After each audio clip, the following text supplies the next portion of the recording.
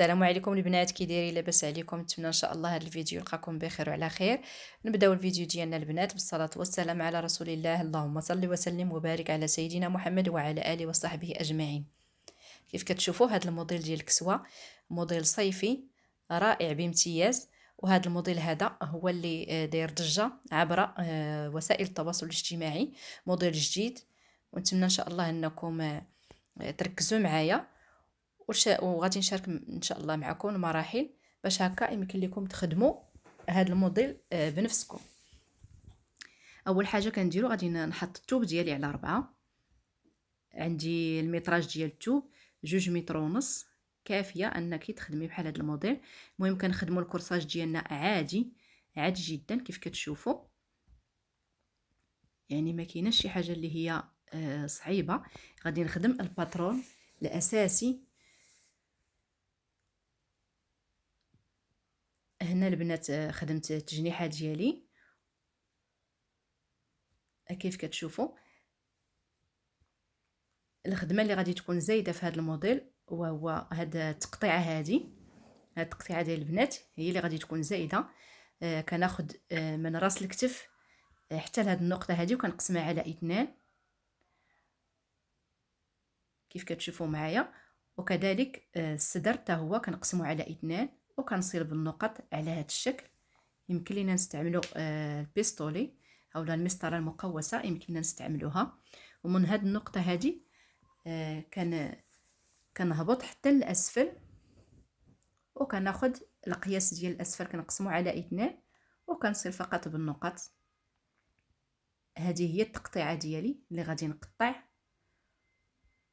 ومنها غادي نركب السيور. هانتوما كتشوفوا، يعني ما كايناش شي حاجه اللي هي صعيبه البنات. هنا من بعد ما قطعت بالمقص كتجينا التقطيعه على هذا الشكل. هانتوما كتشوفوا انا غادي نزول الخلف وغادي نعاود نشارك معكم التقطيعه ديال الامام.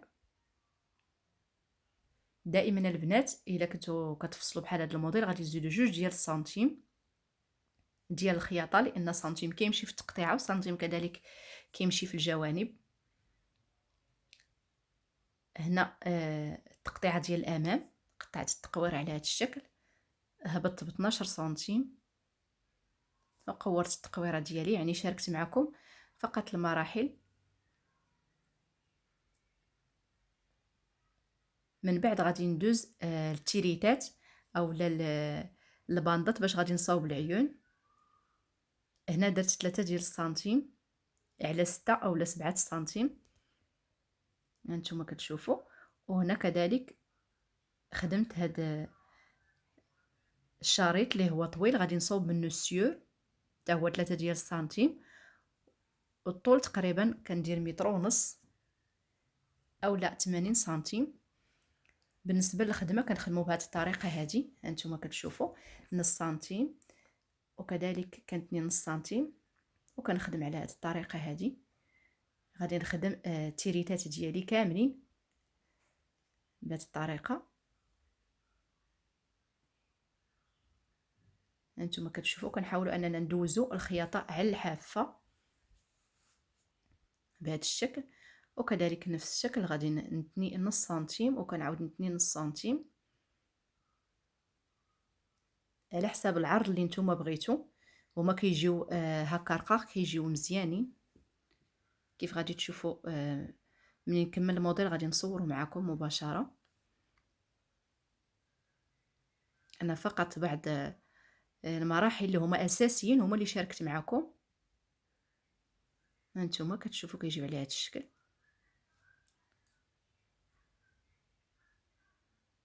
غادي نكمل هاد التيريتات كاملين كيجيو على هذا الشكل. بالنسبه ملي كنتنيوهم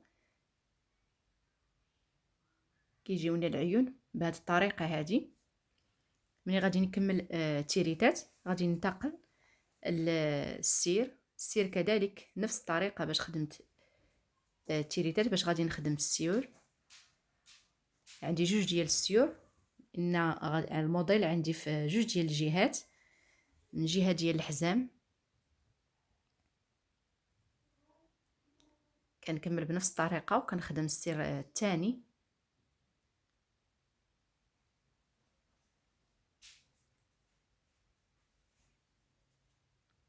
كيجينا على هذا الشكل. صدقونا البنات، هاد الكسيوه هذه كتجي رائعه وكتجي انيقه في اللبسه، وكذلك موديل جديد.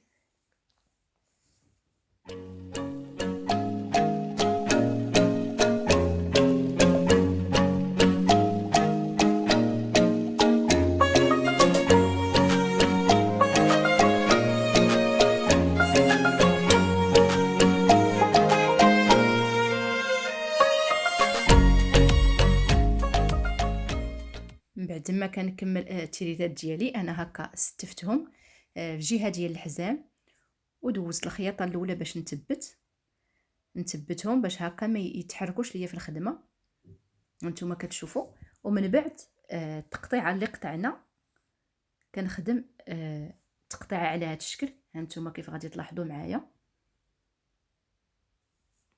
كنحاولوا نركبوهم في البلاصه ديال التقطيعه جهه الخصر. هنا كنخدموا بسنتيم، كنهبطوا به حتى لتحت.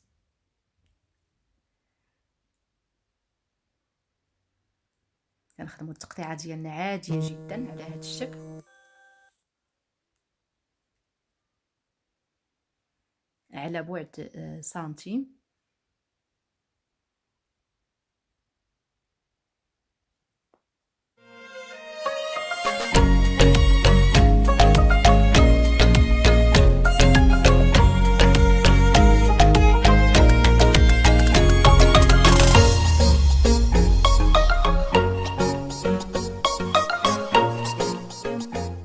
هانتوما كتشوفوا كيف كيجيونا بهذه الطريقه هذه.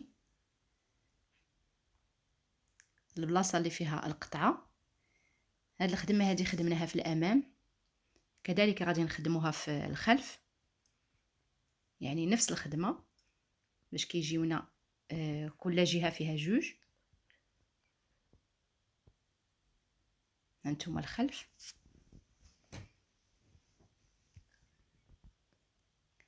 من بعد ما كنكمل الخدمه ديال القطعه وكذلك التيريتات، غادي ننتقل الرقبه ديال العنق. انا هنا غادي نفيني بالسجفه اللي خدمتها على هذه الطريقه. من الاحسن البنات عودوا تخدموا السجفه بهذه الطريقه هذه. انا لقيت السجفه ديال الخلف مع ديال الامام، وغادي نخدم الخدمه كيف كنخدموا السجف العادي. من بعد غادي نحاول نتوما كتشوفوا على هذه الطريقه. من بعد غادي نقطع هكا بالمقص تقطيعات صغارين باش هكا ملي نقلب السجفه ديالي تقلب بكل سهوله وطيح ليا السجفه مزيانه كيف كتلاحظوا معايا. من بعد انا غادي ندوز عليها الحديده، غادي نحاول انني نصلحها مزيان باش هكا تثبت. كيف يمكن لكم انكم ديروا لها الفيزلين، داك الشريط ديال الفيزلين اللي كيكون على شكل لصاق، انا هو اللي استخدمت باش هكا ما كنعاودش ندير الخياطه الثانيه باش ما كتبانش على اللبسه. كنستخدم هذاك الشريط اللاصق، صراحه كيساعدني بزاف بحال هكا في السجفات وكيفيني الموديل مزيان. هانتوما كتشوفوا كيف كتجينا السجفه وكتجينا الرقبه ديال العنق مفينيه. ان شاء الله نشاركها معكم في فيديو قادم ان شاء الله، الطريقه ديال هاد اللصاق وطريقه الخدمه.